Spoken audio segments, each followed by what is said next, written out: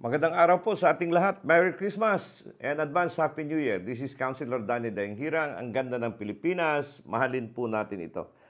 Pakinggan natin itong Christmas message ng ating pangalawang Pangulo, si Vice President Sara Duterte. Imahimayin po natin. We try to tanaw na ito, i-analyze na ito, usay ang iyang mensahe.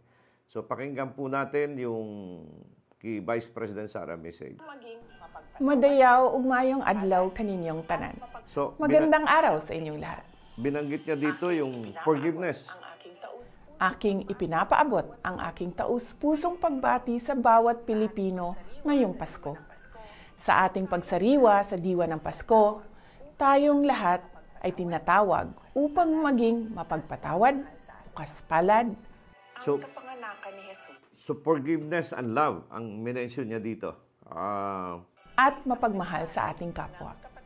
Ang kapanganakan ni Jesus ay isang mensahe ng kapatawaran na sumasailalim sa walang kapantay na pag-ibig ng Diyos sa lahat.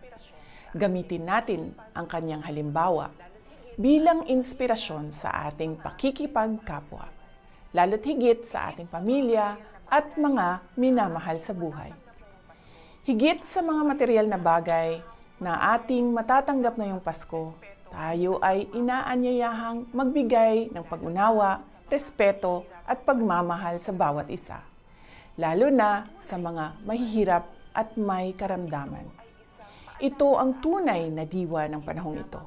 At ito ay isang paalala sa ating lahat, hindi lamang ngayong buwan ng Disyembre, kundi sa lahat ng araw. Muli, ipinapaabot ko ang aking mainit na pagbati sa bawat Pilipino saan mang panig ng mundo.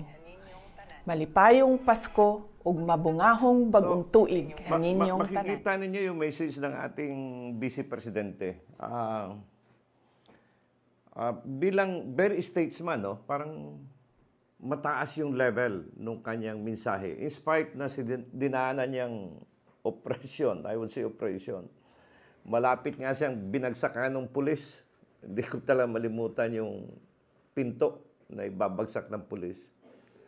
Hindi ko rin malimutan yung forgiveness. Dapat mataas yung pasensya natin sa ating kapwa. Yung nilagay si Undersecretary Laika Lopez, at saka hindi lang siya. Maraming sundalo rin na contempt sa Congress, ano? Isang colonel ata nasa loob pa, no? PNP.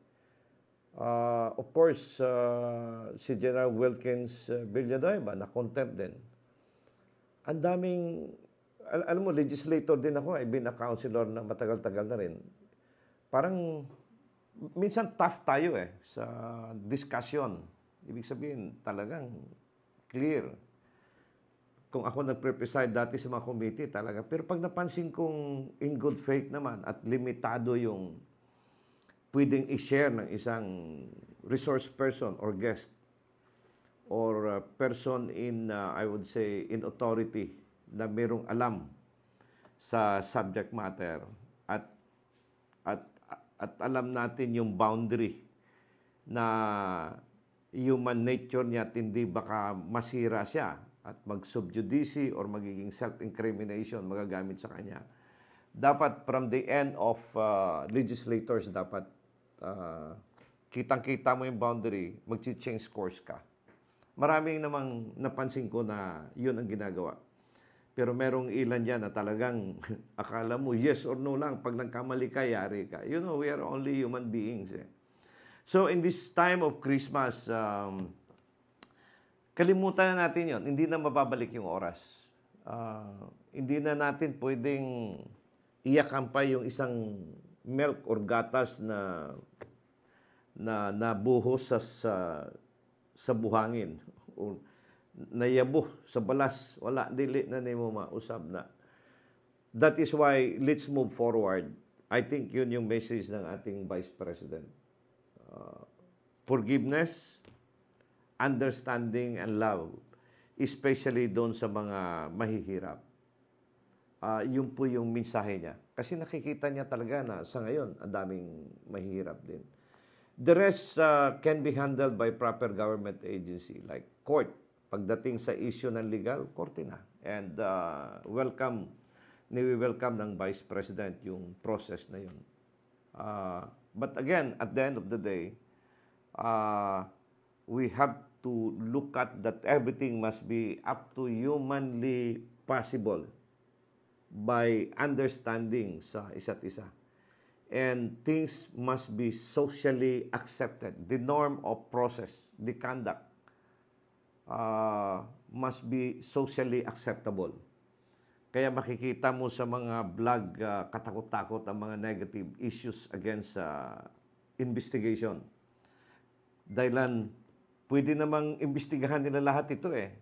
Hindi lang isang opisina. Ang dami pang issue ngayon, yung PhilHealth, yung Philippine Depository Insurance Funds, na pwede question rin. Parang nandyan man yan, pero parang nilipat. But itong mga bagay nito must be cleared by everybody. Then, meron pang Maharlika funds. So, sa dami-daming problema ng bansa,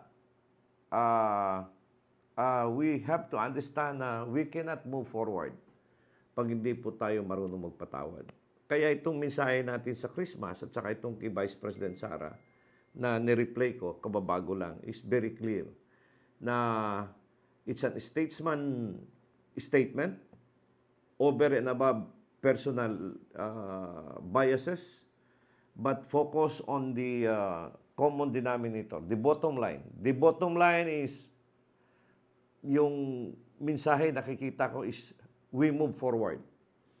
And let the bureaucracy take care its course, the judiciary and everything. But again, ang message na yun, dapat maintindihan din ng mga malalaking tao na aktor dito. Parang sine ito eh, parang movie. Maraming aktor, may kontrabida, merong mga sip-sip, nandiyan yan. So lahat ng mga aktor na nandiyan, dapat maintindihan nila na power is as its own time. Limited yan. Baka some of them will not win anymore. Baka wala na yung iba dyan pagdating sa sunod na taon. At maglalakad na lang sa kalsada at papasok sa isang restaurant, pag-uusapan, ito pala yun, ganito pala ugali niya. So, hindi po mawawala sa taong bayan yan. So, for the meantime, let's focus, let's move forward on the spirit of Christmas sa panawagan ng ating message ng ating Vice President Sara Duterte, forgiveness, love, understanding, and respect, lalong-lalo na sa mga mahihirap. In behalf of our team, ang ganda ng Pilipinas, ang ganda ng Davao, this is Councilor Danny Dayanghirang.